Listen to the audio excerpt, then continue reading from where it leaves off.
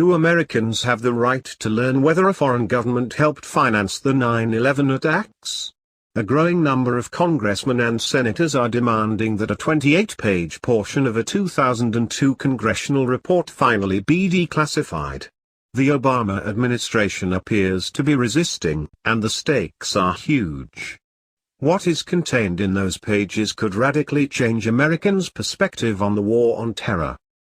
The Congressional Joint Inquiry into Intelligence Community Activities before and after the terrorist attacks of September 11, 2001, completed its investigation in December 2002.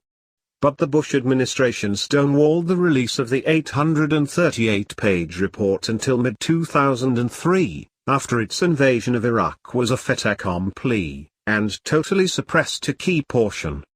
Former U.S. Senator Bob Graham, Democrat Florida, chairman of the investigation, declared that there is compelling evidence in the 28 pages that one or more foreign governments was involved in assisting some of the hijackers in their preparation for 9/11. Graham later indicated that the Saudis were the guilty party. But disclosing Saudi links to 9/11 could have undermined efforts by some Bush administration officials to tie Iraqi leader Saddam Hussein to the 9/11 attacks. Almost everyone has forgotten how hard the Bush administration fought to torpedo that report. In April 2003, controversy raged on Capitol Hill over the Bush administration's continuing efforts to suppress almost all of the report by the Joint Intelligence Committee investigation. Some intelligence officials even insisted on reclassifying as secret some of the information that had already been discussed in public hearings, such as the FBI Phoenix memo. On May 13, Senator Graham accused the Bush administration of engaging in a cover-up and said that the report from the congressional investigation has not been released because it is, frankly, embarrassing as to what happened before September 11, but maybe even more so the fact that the lessons of September 11 are not being applied today to reduce the vulnerability of the American people. Senator Trent Lott, Miss, complained that intelligence agencies sought to totally censor the report. The initial thing that came back was absolutely an insult, and it would be laughable if it wasn't so insulting, because they redacted half of what we had. A lot of it was to redact a word that revealed nothing.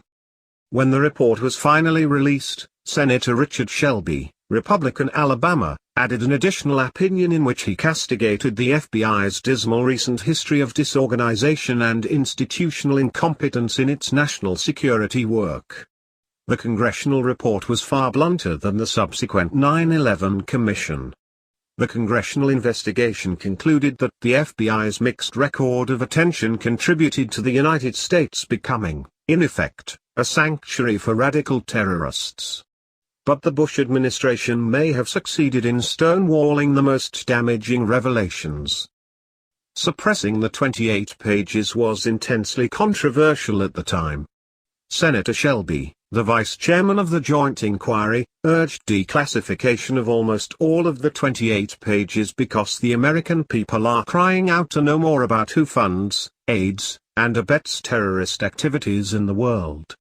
46 senators, spearheaded by Senator Chuck Schumer, DNY, and including almost all the Democratic members, signed a letter to President George W. Bush urging the release of the 28 pages. Bush, at a July 30, 2003 press conference, justified suppressing the 28 pages. We have an ongoing investigation about what may or may not have taken place prior to September the 11th. And therefore, it is important for us to hold this information close so that those who are being investigated aren't alerted. If we were to reveal the content of the document, 29 pages of a near 900-page report, it would reveal sources and methods. By that, I mean it would show people how we collect information and on whom we're collecting information, which, in my judgment, and in the judgment of senior law enforcement officials in my administration, would be harmful on the war against terror. And then he dangled a carrot. Now, at some point in time, as we make progress on the investigation, and as a threat to our national security diminishes, perhaps we can put out the document. But in my judgment, now is not the time to do so. protecting incompetence. The claim of secrecy is routinely a cloak for incompetence. As former Senator Graham said earlier this year, much of what passes for classification for national security reasons is really classified because it would disclose incompetence. And since the people who are classifying are also often the subject of the materials, they have an institutional interest in avoiding exposure of their incompetence. Representative Walter Jones, RNC, revived the push to declassify the pages in 2013. Jones is a conservative stalwart best known for coining the phrase "freedom fries" in 2003 when France opposed invading Iraq. He has since become one of the most outspoken opponents of reckless U.S. intervention abroad. He explained that he introduced a resolution because the American people deserve the truth. Releasing these pages will enhance our national security, not harm it. Jones further explained that the information contained in the redacted pages is critical to our foreign policy moving forward and should thus be available to the American public. If the 9/11 hijackers had outside help, particularly from one or more foreign governments, the press and the public have a right to know what our government has or has not done to bring justice to all of the perpetrators. Last May, Senator Rand Paul, Archie, fresh from a bracing filibuster against the renewal of the USA Patriot Act, joined the 28-page fight.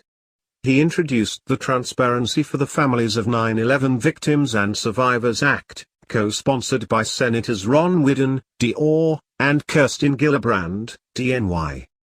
Members of Congress can read the still classified pages in a special secure room on Capitol Hill if they get prior permission from the House or Senate Intelligence Committee. Representative Thomas Massie, Archie, one of the few members to read the report, was shocked. "I had to stop every couple of pages and just sort of absorb and try to rearrange my understanding of history for the past 13 years and the years leading up to that. It challenges you to rethink everything." Massie is one of 18 co-sponsors of Jones's resolution in the House. Too much trouble. It is encouraging that the effort spearheaded by Congressman Jones has garnered support on Capitol Hill. But it is surprising that the 28-page disclosure campaign has not yet spurred far more members of Congress to read the document. Unfortunately, members of Congress were also grossly negligent when it came to the evidence to justify invading Iraq. In October 2002, prior to the vote on the congressional resolution to permit Bush to do as he pleased on Iraq, the CIA delivered a 92-page classified assessment of Iraq's weapons of mass destruction to Capitol Hill. The classified CIA report raised far more doubts about the existence of Iraqi WMDs than did the 5-page executive summary that all members of Congress received. The report was stored in 2 secure rooms, one each for the House and the Senate.